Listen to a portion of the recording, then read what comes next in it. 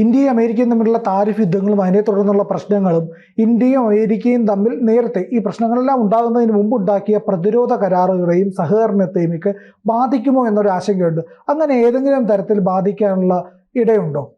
അങ്ങനെയുള്ള സാധ്യതകൾ ഉണ്ട് എന്നാണ് മനസ്സിലാക്കുന്നത്. കാരണം ഇന്ത്യയും അമേരിക്കയും തമ്മിലുള്ള പ്രതിരോധ സഹകരണം അത് വളരെ നിർണായകമായ ഒരു കാര്യമായിട്ട് ഒരു നിമിഷമായി കണക്കാക്കിയിരുന്നത് GEF 141 ജെറ്റ് എഞ്ചിൻ ഇടപാടാണ്. അത് വളരെ നിർണായകമായ ഒരു ഇടപാടായിരുന്നു. അപ്പൊ ആ ഒരു ഇടപാട് ഇപ്പോൾ വലിയ പ്രതിസന്ധിയിലായിരിക്കുന്നു എന്ന് വേണം മനസ്സിലാക്കാനായിട്ട്. അത് മുൻ US പ്രസിഡന്റ് ഡൊണാൾഡ് ട്രംപ് അധികാരമേറ്റ ശേഷം ഈ സുപ്രധാന നീക്കത്തിൽ, അതായത് മുൻ പ്രസിഡന്റിന്റെ കാലത്ത് ഉണ്ടാക്കിയതാണ്, പക്ഷെ ട്രംപിന്റെ ഈ നയങ്ങൾ വന്നപ്പോൾ അത് വഴിയിൽ കിടക്കുകയാണ്, അല്ലെങ്കിൽ രേഖകളിൽ കുടുങ്ങിക്കിടക്കുന്ന ഫയലുകളിൽ കുടുങ്ങിക്കിടക്കുകയാണ് എന്ന് വേണമെങ്കിൽ നമുക്ക് പറയാം. അതായത് അതിനകത്ത് വലിയ പുരോഗതിയൊന്നും ഉണ്ടാകുന്നില്ല.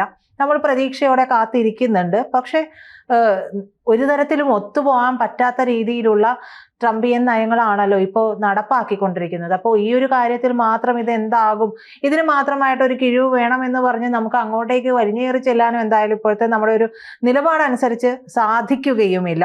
അപ്പോൾ എന്തായാലും ഇത് വലിയ ആശങ്കകളൊക്കെ ഉണ്ട്. എന്തായാലും എല്ലാവരും പറയുന്നത് അതായത് ഭരണ തലപ്പത്തുള്ളവരൊക്കെ പറയുന്നത് പേടിക്കേണ്ട, ഇത് സംബന്ധിച്ചിട്ടുള്ള ചർച്ചകളൊക്കെ നടക്കുന്നുണ്ട്, അത് ശരിയാവും. ഇപ്പം നമ്മുടെ വ്യാപാര ചർച്ചയാണെങ്കിൽ പോലും അത്തരത്തിലാണല്ലോ പറയുന്നത്. ഏതാണ്ട് ഇതുമായി ബന്ധപ്പെട്ട് ഒരു ഉയർന്ന ഉദ്യോഗസ്ഥൻ പറഞ്ഞത് നവംബർ 30-നകം ഇന്ത്യ അമേരിക്ക വ്യാപാര കരാറിൽ ഒരു ധാരണയുണ്ടാകും, അതിനപ്പുറം നവംബർ 30-നകം പോകില്ല എന്നാണ് പറഞ്ഞത്. അതായത് വരുന്ന ദുർഗാഷ്ടമിക്കപ്പുറം പോകില്ലെന്ന് നാഗവല്ലി പറഞ്ഞതുപോലെ ആ ഒരു പോളിസിയാണ് ഇപ്പോൾ പറഞ്ഞിരിക്കുന്നത്. പക്ഷെ അത് ജനങ്ങളെ ഒരുപക്ഷെ ആശങ്കപ്പെടുത്തേണ്ട കാര്യമില്ല. അതിനുള്ളിൽ നമ്മൾ മറ്റു വഴികൾ തേടും എന്നുള്ളത് കൊണ്ടായിരിക്കും. കാരണം ജനങ്ങളെ പാനിക്കാക്കാനായിട്ട് ഒരു ഭരണകൂടം ശ്രമിക്കില്ല. അവർക്ക് പ്രതീക്ഷകൾ നൽകി, എന്നാൽ അവരുടെ പ്രതീക്ഷകൾ അസ്ഥാനത്താവാത്ത രീതിയിലുള്ള പ്രവർത്തനങ്ങളാണ് എപ്പോഴും നടത്താൻ ഒരുങ്ങുക എന്നുള്ളതാണ്. അമേരിക്കയിലെ ജനറൽ ഇലക്ട്രിക് കമ്പനിയും ഇന്ത്യയിലെ ഹിന്ദുസ്ഥാൻ എയറോനോട്ടിക് ലിമിറ്റഡും സംയുക്തമായിട്ടാണ് F-141 എഞ്ചിൻ ഇന്ത്യയിൽ നിർമ്മിക്കുമെന്നുള്ള പ്രഖ്യാപനമൊക്കെ നടത്തിയത്. ലോകത്തിൽ തന്നെ ഏറ്റവും നൂതനമായിട്ടുള്ള ജെറ്റ് എഞ്ചിൻ സാങ്കേതിക വിദ്യ ഇന്ത്യയുമായിട്ട് പങ്കുവയ്ക്കാനുള്ള അമേരിക്കയുടെ ഒരു സന്നദ്ധത, അത് ഇന്ത്യക്ക് അമേരിക്കയോടുള്ള ആ ഒരു ബന്ധത്തിന്റെ പുറത്താണ്. അത് സാധാരണ അമേരിക്കയുടെ ഭാഗത്തു നിന്ന് അത്തരത്തിലുള്ള ഒരു നടപടിയൊന്നും ഉണ്ടാകാറില്ല. അപ്പൊ അത്രത്തോളം വിശ്വാസം ഇന്ത്യയോട് അമേരിക്കയ്ക്കുണ്ട്. അതുകൊണ്ടാണ് അങ്ങനെ ഒരു സാധ്യതയുമായി അവർ മുന്നോട്ട് പോയത് എന്നൊക്കെ വരെ നമ്മൾ പറഞ്ഞു വെച്ചിരുന്നതാണ്. അവിടെ നിന്നായിട്ടാണ് ഇപ്പോൾ ഇതിൽ പിന്നോക്കം പോകുന്ന ഒരു അവസ്ഥ ഉണ്ടാകുന്നത്. ഇത്തരത്തിൽ പലതരത്തിലുള്ള ബോയിങ് F-18 സൂപ്പർ ഹോർനെറ്റ്, സാബ് ഗ്രിപ്പൻ NG എന്ന് തുടങ്ങിയിട്ടുള്ള വിമാനങ്ങളിലൊക്കെ ഉപയോഗിക്കുന്ന ഈ ഒരു സാങ്കേതിക വിദ്യ കൈമാറ്റം ചെയ്യുന്നതിൽ നിലവിലുള്ള US ഭരണകൂടത്തിന് മടിയാണ് എന്നുള്ളത്. മടിയാണ് എന്ന് പറയുമ്പോൾ ട്രംപ് അവിടെ ചെക്ക് വെച്ച് കഴിഞ്ഞു എന്നുള്ളത് വേണം നമ്മൾ മനസ്സിലാക്കാനായിട്ട്. അപ്പൊ ഈ ഒരു മെല്ലെപ്പോക്ക് തുടരുന്ന സാഹചര്യത്തിൽ നമുക്ക് എന്തായാലും നമ്മൾ എല്ലാ കാര്യങ്ങളിലും മറ്റു വഴികൾ തേടുകയാണ്. നമുക്ക് അമേരിക്ക ചെക്ക് വെച്ചിട്ടുള്ള എല്ലാ കാര്യങ്ങളിലും നമ്മൾ തിരിച്ച് മറുവഴികൾ തേടുന്നുണ്ട്. സാധ്യതകൾ നമുക്ക് മുമ്പിൽ ഒരുപാട് സാധ്യതകളാണ്. സത്യത്തിൽ അമേരിക്ക ഈ ഒരു ചെക്ക് വെച്ചതുകൊണ്ട് ഇന്ത്യക്ക് വരുന്ന കാലയളവിലേക്ക് വലിയ ഗുണമേ ഉണ്ടാവുകയുള്ളൂ. ഇതുവരെ കേൾക്കാത്ത അല്ലെങ്കിൽ ആരും ശ്രദ്ധിക്കപ്പെടാതിരുന്ന രാജ്യങ്ങൾ പോലും ഇന്ത്യയോട് ചേർന്ന് വരുന്ന ഒരു സാഹചര്യം ഉണ്ടാകുന്നു.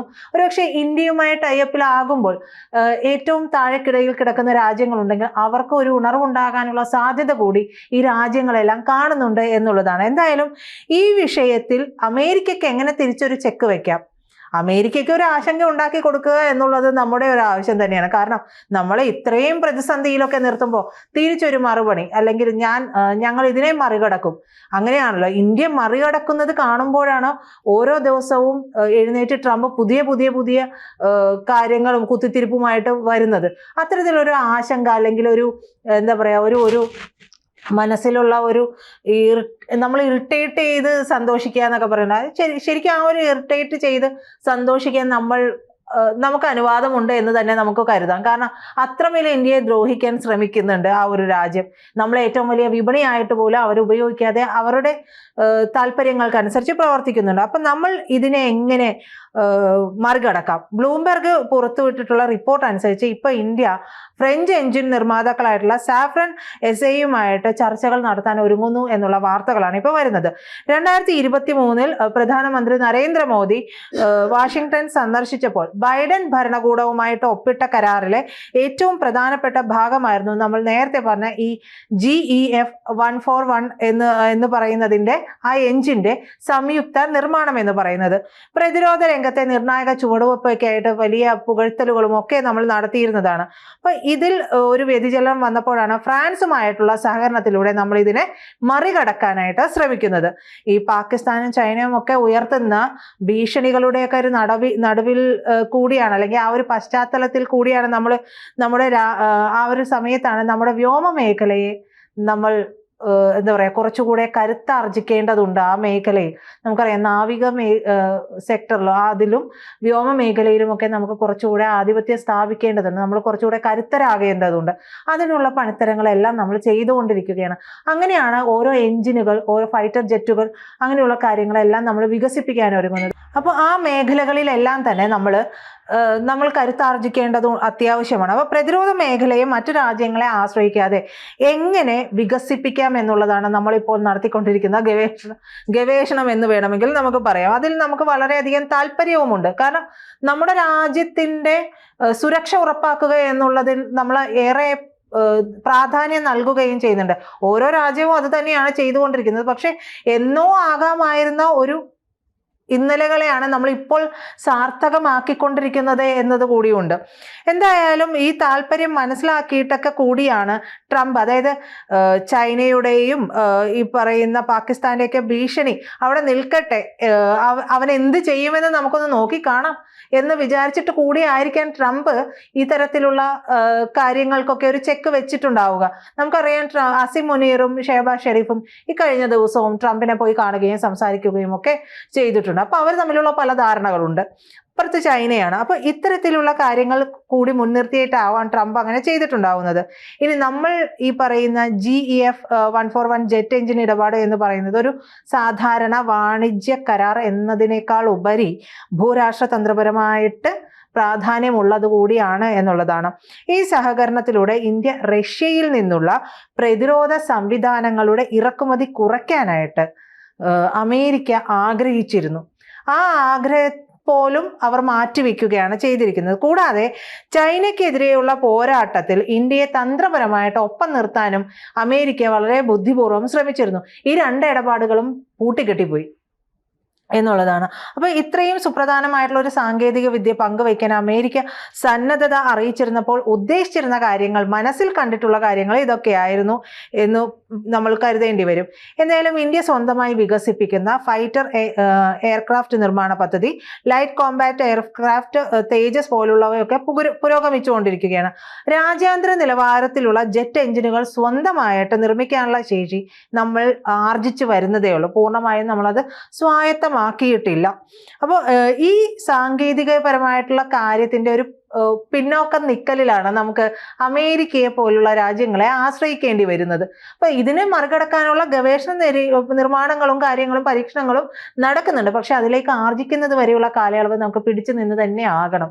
അപ്പോൾ അതിന് നമ്മൾ ഇത്തരത്തിലുള്ള രാജ്യങ്ങളെയൊക്കെ ആശ്രയിക്കുകയാണ്. ഈ സാങ്കേതികപരമായിട്ടുള്ള ആശ്രയത്വമാണ് 4ാം തലമുറയിലെയും 5ാം തലമുറയിലേക്ക് ഫൈറ്റർ വിമാനങ്ങൾ സ്വയം നിർമ്മിക്കുന്നതിൽ നിന്ന് നമ്മളെ പിന്നോക്കം വലിക്കുന്നത്. അടുത്ത തലമുറയിലെ തേജസ് വിമാനമായിട്ടുള്ള തേജസ് MK2 രൂപകൽപ്പന ചെയ്തിരിക്കുന്നത് GEF 141 എന്ന എഞ്ചിൻ സ്ഥാപിക്കാൻ വേണ്ടിയിട്ടാണ്. അപ്പോൾ അതിൻ്റെ പ്രവർത്തനം അവിടെ പാതി വഴിയിൽ നിലയ്ക്കാനുള്ള സാധ്യതകളുണ്ട്.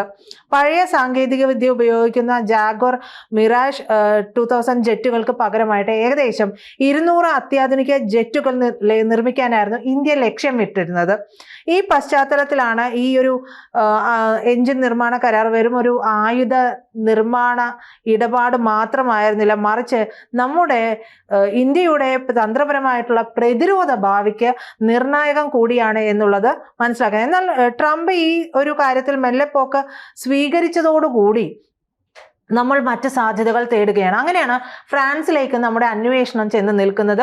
അവരുമായിട്ട് ഏതാണ്ട് സംസാരിച്ച് നയതന്ത്ര തലത്തിലൊക്കെ സംസാരിച്ച് ഈ കാര്യങ്ങളിലൊക്കെ ധാരണയായിട്ടുണ്ട്. അപ്പോൾ അമേരിക്കയ്ക്ക് ചെക്ക് വെക്കാനുള്ള മറ്റൊരു പണി കൂടി ഇന്ത്യയുടെ കയ്യിൽ കിട്ടിയിട്ടുണ്ട് എന്നുള്ളത് തന്നെ വേണം നമ്മൾ മനസ്സിലാക്കാനായിട്ട്. അല്ലാതെ അവരൊരു ചെക്ക് വെക്കുമ്പോൾ നമ്മൾ അയ്യോ എന്ന് പറഞ്ഞ് വീണ്ടും ഇവിടെ ചിലർ ആഗ്രഹിക്കുന്നത് അതാണ്.